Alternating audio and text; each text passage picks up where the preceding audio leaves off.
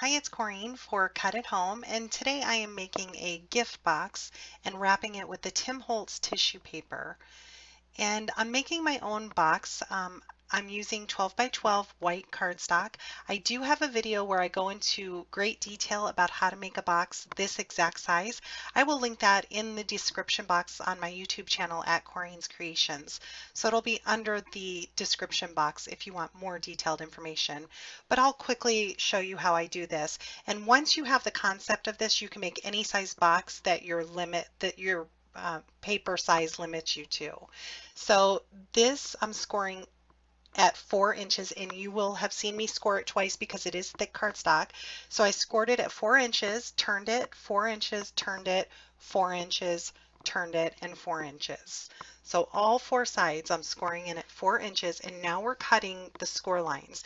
And here I'm going to show you up close. We're going to be cutting on one of the score lines all the way up to the next score line without going over it.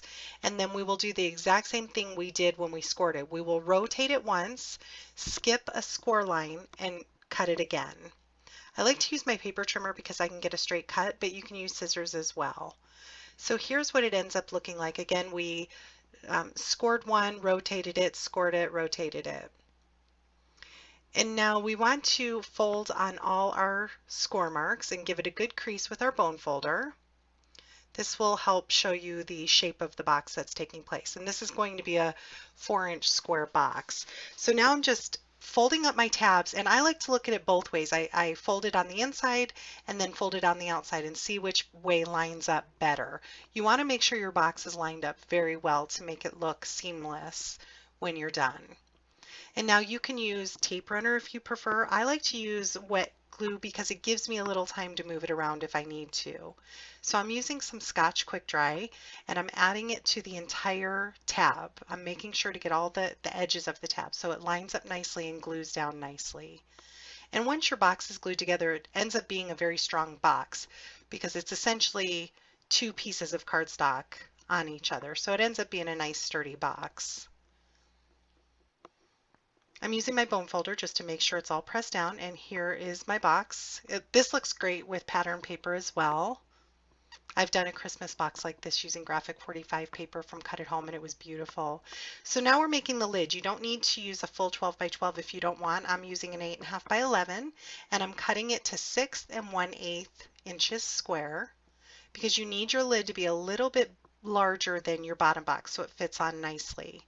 So now I'm going to score this at 1 inches. Again, you'll see me score it twice.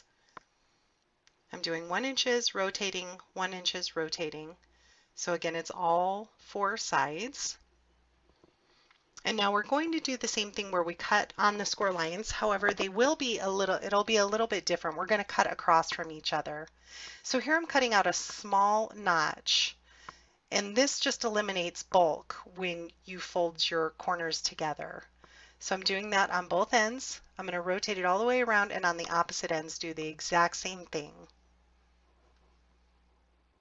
Just a tiny notch is all you need. And now again, you want to fold on all your score marks and give it a good crease with your bone folder, and you'll see the lid start taking shape.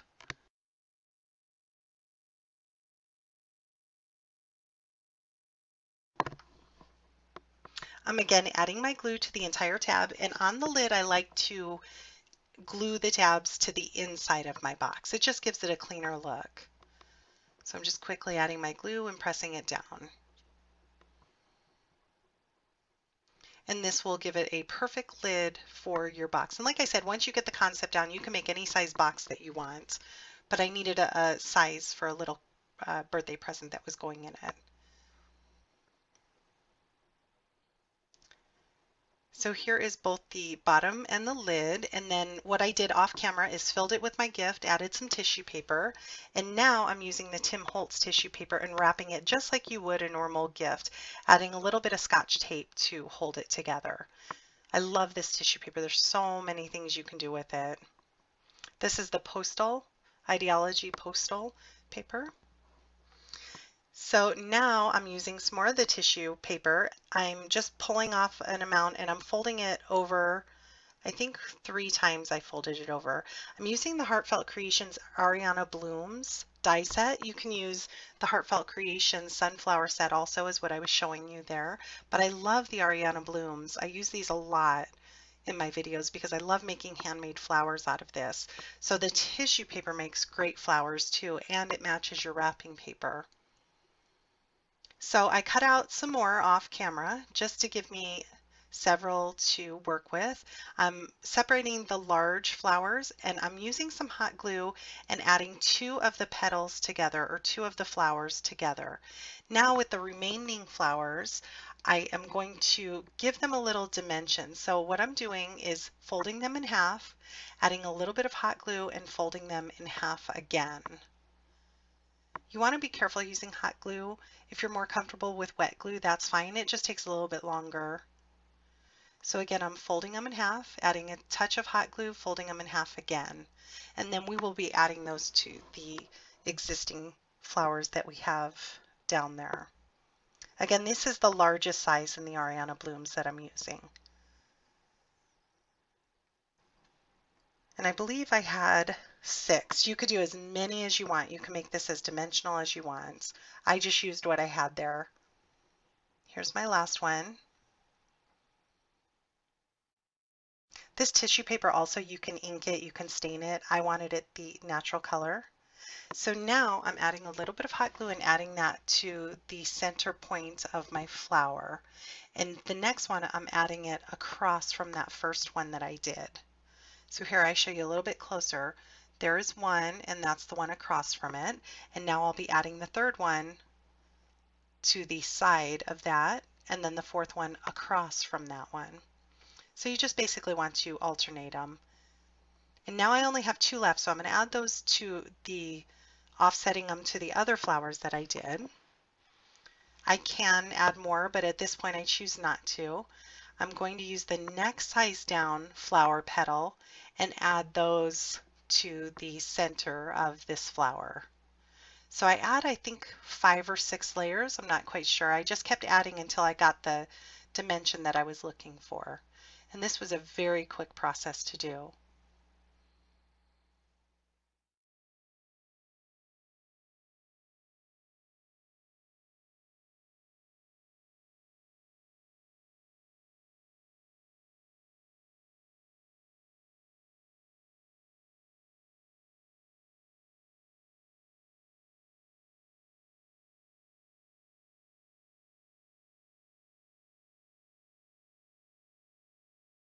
And now I'm just holding it in the middle and fluffing it up around to see if I'm happy with the dimension, and I am happy with it.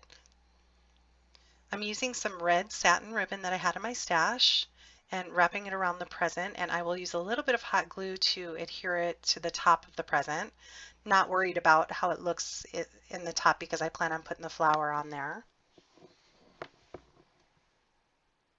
Adhering the flower with some hot glue. Here are some spell binders. These are really pretty label dies. These are the Petite Labels 1, and you get 6 dies in that set. As you can see, there's 2 different shapes and you get the alternating sizes down. I'll have the product codes in the description box and also on Cut It Home's blog for all the products that I use. But this is a really pretty shape that I like to use. And here also I'm going to use the With Love sentiment from Spellbinders as well. And this is the Delight sentiment, which is comes with Happy Birthday and With Love. And I love the fonts of these. So I'm going to run those through my Sizzix using some white cardstock. And I have them cut side up as I'm running it through. These quickly pop right out. And now I decided I wanted to add some gold enamel, embossing enamel to it. So I'm using a Versamark ink pad to add some sticky ink to it. And now I'm adding my gold embossing powder. And then I will use my heat gun to heat set this. So whatever embossing powder, you can change your white paper to look however you want, whatever color you wanted. I thought gold would look good. Again, this is for a birthday present for a friend. So now I want to add this With Love to the label, so I just cut it. I cut off one of the little curlicues and I end up adding the little curlicue to the other side of the word with. You don't have to do that. I liked the look of it. Using a little bit of Scotch Quick Dry and just adhering that onto my label. And now I think it looks good like that, but like I said, I wanted to add the other little curlicue to the other side. I wanted to give my I in the word with a dot on the top. So I'm using an embossing pen. It's just like my Versamark ink, but it's a pen. And I added a little more of the embossing powder, and that way I could dot my I with it. So there's the final label. And I decided I wanted to add a little baker's twine. So I pulled off the flower. I'm wrapping my baker's twine around it. Just wanted to give my present a little more texture. So I'm adding a bow that will stick out the sides there as well. Again, I will just hot glue that down, place my flower back on it. And on the ends of the baker's twine, I frayed them a little. I wanted to give it a little frayed edge. And now I'm adding my With Love, adding a large pearl in the center. If you have any questions, please leave me a comment and check out Cut at Home's blog. I'll have all the product codes listed there along with detailed photos. Thanks so much for watching.